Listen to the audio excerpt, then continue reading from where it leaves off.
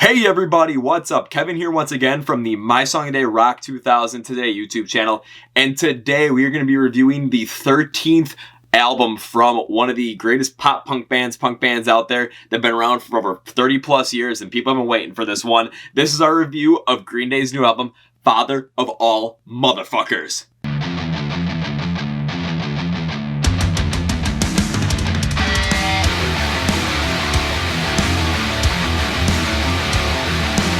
Okay, so before we get going, let me go through a little bit of how this album review is going to work so you guys know what to expect.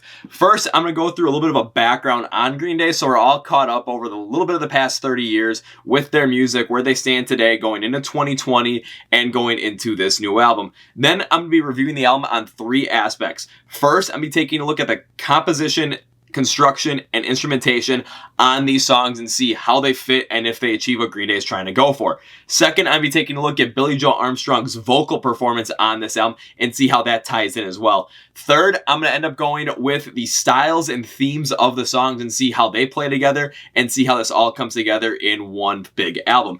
And then I'm going to be rating the album on a scale of 0 to 10. Of course, 0 being, being stuck in an airport all night in a snowstorm with no place to go, and 10 being on airplane and being randomly bumped up to first class because, hey, who cares? And of course, I will give you my reasoning behind all that. So shall we get it on? Get it on! All right, let's go.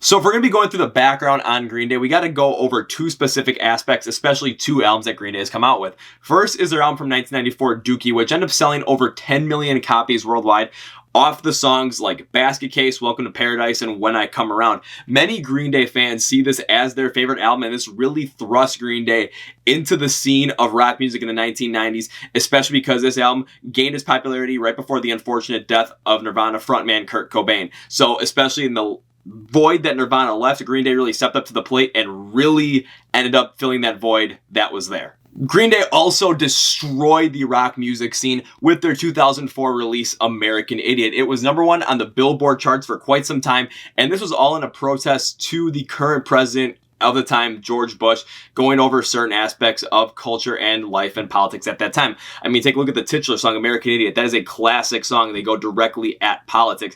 Jesus of Suburbia talks about the trials and tribulations of growing up at that time. And of course, Wake Me Up in September and talks all about men going off to the Iraq War. And as I kind of looked at it, this was like the last great rock album that really took pop culture by storm. And what I mean by that is, I still remember when it came out back in 2004. I mean, it was everywhere. It was in pop culture. It was on the radio stations, on the rock stations. It was on the pop stations. I mean, you couldn't get away from it. And it was something that really took the world by storm. And no real rock band has really done that since American Idiot, or has done it to the level that American Idiot has done that, kind of style since. I mean, even back when I was in middle school and grade school, between like 2004 2007, when I was just trying to fit in and listen to whatever the kids were listening to, I always enjoyed Green Day's American Idiot because it really resonated well with me and really kept me in that kind of like punk rock styles, which then propelled me into, 3 Days Grace, Disturbed, and everything on and on from there.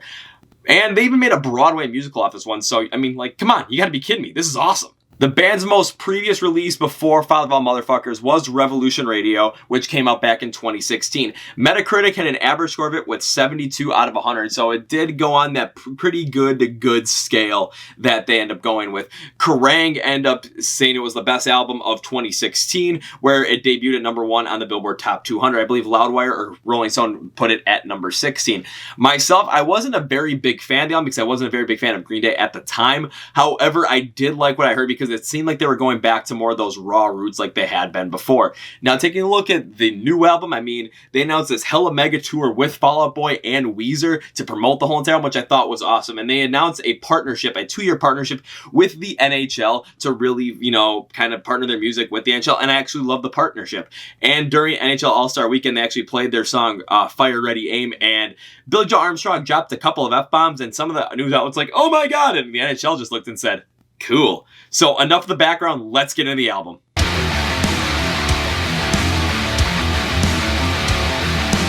So let's take a look at the composition and instrumentation and the construction of this album. And when I listened to it the first time, I was kind of let down, I'm not going to lie. When I really listened to it, I remember the band saying they wanted to bring the balls back to rock music with this album. And I was incredibly disappointed because I think they really missed the mark on that, because when I was thinking about bringing the balls back, I was expecting something like, you know, what they did on American Idiot to actually hit that hard.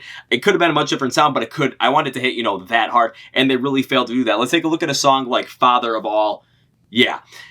It sounds like, honestly, like Portugal the Man's Rebel Just for Kicks. If you listen to the chorus on that song and then you listen to the verses, I mean, it sounds the exact same almost, and I just couldn't get my mind away from it.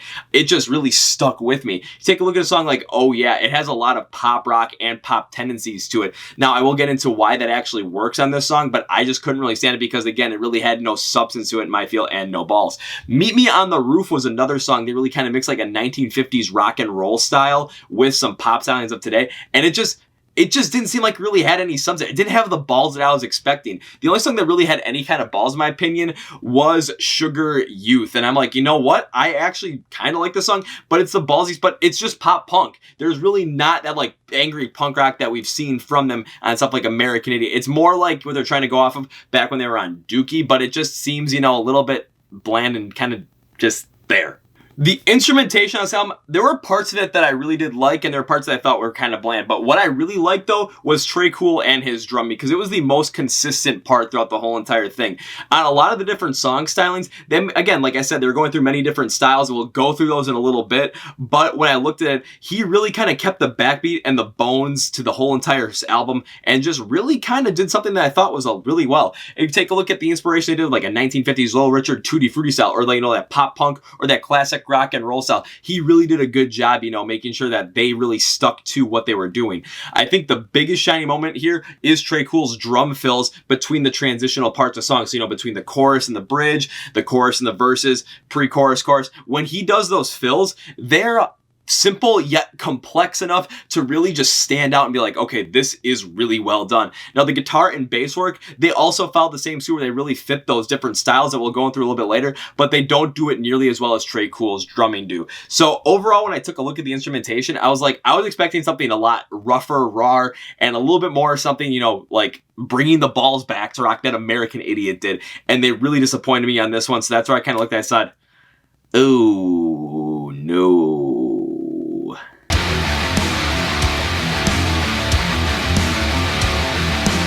Let's take a look at the vocals from Billy Joel Armstrong on this one, and that's definitely something you got to talk about, because you listen to the first two singles, Father of All and Fire Ready Aim, I mean, you're going to definitely tell there's a much different sound to his vocals versus what he's done in the past. He has a higher falsetto sound to it, which really threw me off at first, and especially when you listen to something like Father of All, it just really just kind of got me thinking, like, what the heck are they doing here? Reason being is because, like I said earlier with Father of All, it sounds like Portugal the Man's Rebel Just for Kicks. And when I listen, I'm like, you know what? Something doesn't seem right here. And it really didn't just like grab me very well.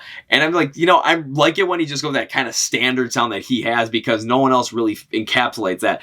Fire Ready Aim also does that same thing with the higher pitched vocals, that higher falsetto sound, which again, it's interesting that they're going with that, but it just really doesn't do enough for the sound when you're trying to bring the balls back. Kind of sounds like, you know, you got your balls in a vice a little bit. It's just like, Now, you guys know I like to see when a band takes chances and likes to see what things happen. And of course, I do respect Billy Joe Armstrong for trying something like that, but I just don't think it really worked on this one. If you take a look at the rest of the album, he uses more of that classic sound that he has in his vocals, and I think it plays off a little bit better, but overall, I was a little bit thrown off by it. And that's because I know they're saying they're trying something new and they really weren't going to give a crap about anything, hence why they put the unicorn on the album, because what says I don't give a crap like a unicorn, especially if they're vomiting rainbows? I mean, it actually works out in that one, but it seems just way too goofy and way too kind of like, you know what, whatever kind of thing. And it just really didn't strike a chord with me. Again, when you're saying like trying to bring the balls back, yeah, you're kind of just like not really showing that kind of care to bring the balls back. It just, something just doesn't seem right on this one to me.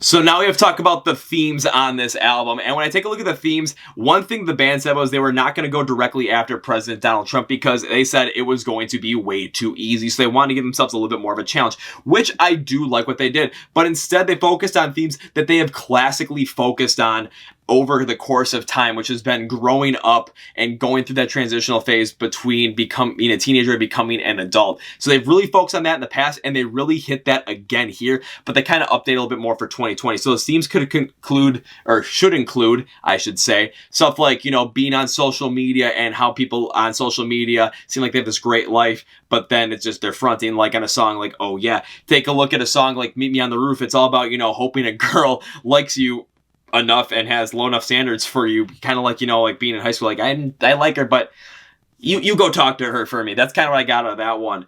Going through puberty and I was a teenager, they really go through that one as well. Anxiety of going to a party when you're in teen on Sugar Youth, they really encapsulated on that one. And getting high and watching the world burn, and something like Junkies on a High. I thought that, like, you know what? I do think the fact that the Green Day went with those tropes, yeah, they're going to definitely hit on a number of different things here, especially with people that are going through that today. But I was a little bit tiresome of those themes just because they've done that so many times. And I do like the fact they didn't go after Trump, because I do think it would have been too easy for him.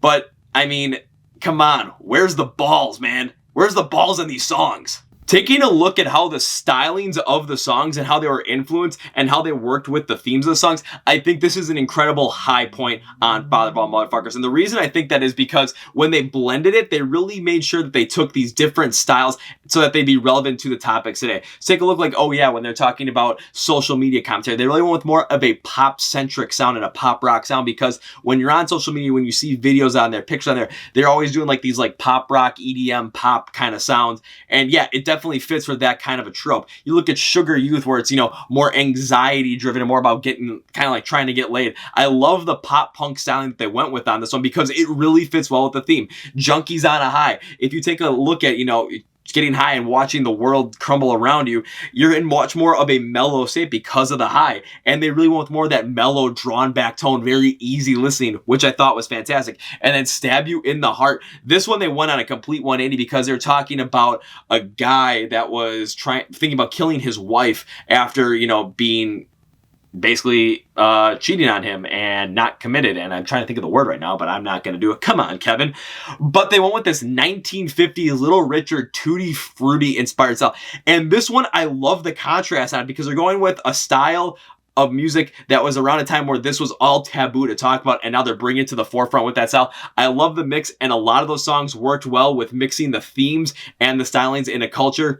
I thought they did a good job on that one.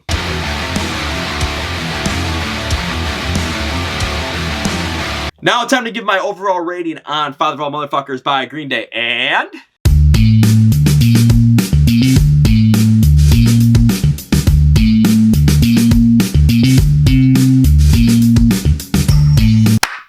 I'm going to give Father of All Motherfuckers a 4.5 out of 10.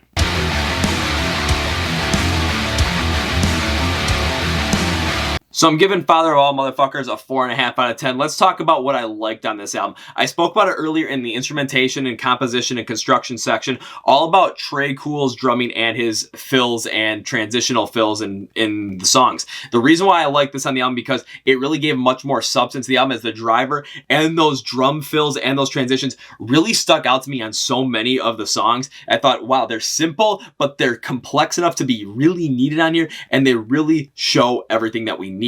Another thing I really like about this album was how they took the stylings of music they went with, all the inspiration, and how they connected it to the themes. Like I said, on a song like Oh Yeah, using more of a pop music centric sound with a theme of social media. Like with Junkies on a High, where they played a much more mellow sound about getting high.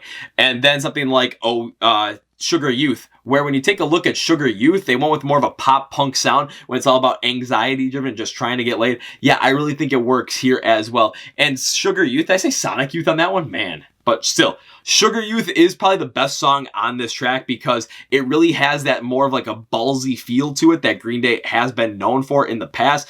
But it was the most ballsy song out there, and it really wasn't all that ballsy, but hey, I still liked it. Now, what do I dislike about this album? My biggest dislike on this album is the fact that it really doesn't have the balls that they wanted to go with their promise. The reason I say is because, again, the band mentioned at the beginning of this album that they wanted to bring the balls back to rock music, and I think they incredibly failed on this one.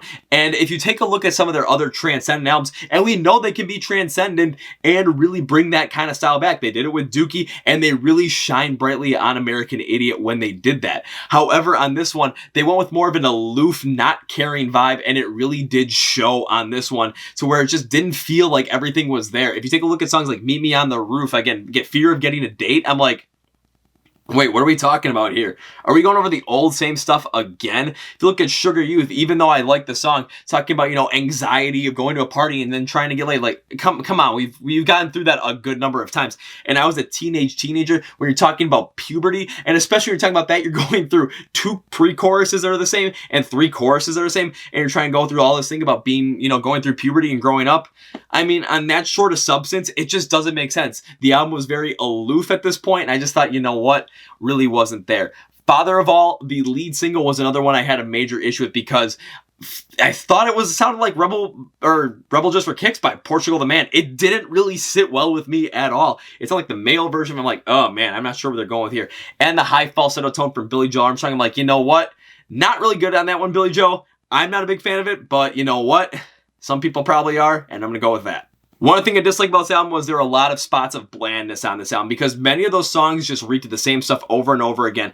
Like, I was a teenager. I just spoke about it where it was just, the lyrics were very bland in comparison to what the song was actually talking about and how each of the members really went through something completely different going through puberty. They really could have done something with that, but it just, you know, was just short and to the point. Take the Money and Crawl. You had a great aspect to it where you're talking about, you know, being kept down and barely making enough money to survive. And it just created a monotone sound throughout the whole entire thing, especially when you listen to the music. I'm like, what are you guys doing? This is bland, and you had the substance there. Oh yeah. And again, I do like what they did with the mixture of it, but it just was really bland to me, especially with all that pop-centric sound. Just, oh no.